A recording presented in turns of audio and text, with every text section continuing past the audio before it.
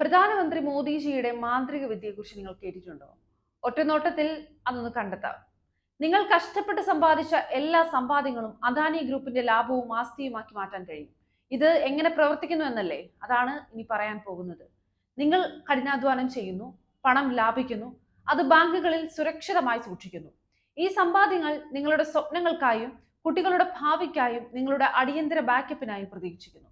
ഇനി ബാങ്കുകൾ ഈ പണം വൻകിട കമ്പനികൾക്ക് വായ്പ നൽകുന്നു. എന്നാൽ ചിലപ്പോൾ ഈ കമ്പനികൾക്ക് വായ്പ തിരിച്ചടയ്ക്കാൻ കഴിയാതെയും വരുന്നു. സാധാരണഗതിയിൽ ബാങ്കുകൾ കഴിയുന്നത്ര വീണ്ടെടുക്കാൻ ശ്രമിക്കും. എന്നാൽ അപ്പോഴാണ് മോദിയുടെ മാന്ത്രിക വിദ്യ ഇവിടെ പുറത്തെടുക്കുന്നത്. പൊതുമേഖലാ ബാങ്കുകൾ 10 കമ്പനികൾക്ക് 61,832 കോടി രൂപ വായ്പ നൽകിയിട്ടുണ്ട്. എന്നാൽ ഒറ്റയടിക്ക് ഈ കമ്പനികൾ 16,000 കോടി രൂപ അദാനി ഗ്രൂപ്പിന് വിറ്റുവെന്ന് മോദിജി ഉറപ്പാക്കി. അവർ നൽകാനുള്ളതിന്റെ ഒരു ഭാഗം, അതിനർത്ഥം അവരുടെ കടം പൂർണ്ണമായും എഴുതി തള്ളപ്പെട്ടു എന്നാണ്. ഈ കമ്പനികളിൽ തുറമുഖങ്ങൾ, പവർ പ്ലാന്റുകൾ, മുംബൈയിലെ ബാന്ദ്ര കുർല കോംപ്ലക്സ്, പ്രധാന പ്രോപ്പർട്ടികൾ എന്നിവ ഉൾപ്പെടുന്ന ആസ്തികൾ ഉണ്ടായിരുന്നു. ലളിതമായി പറഞ്ഞാൽ, നിങ്ങൾ ബാങ്കുകളിൽ സൂക്ഷിച്ചിരുന്ന 46,000 കോടി രൂപ സുരക്ഷിതമായി ഇപ്പോൾ അദാനി ഗ്രൂപ്പിന് സമ്മാനിച്ചിരിക്കുന്നു. ഇതാണ് നമ്മൾ കണ്ടുകൊണ്ടിരിക്കുന്ന മോദിജിയുടെ മാന്ത്രിക വിദ്യ.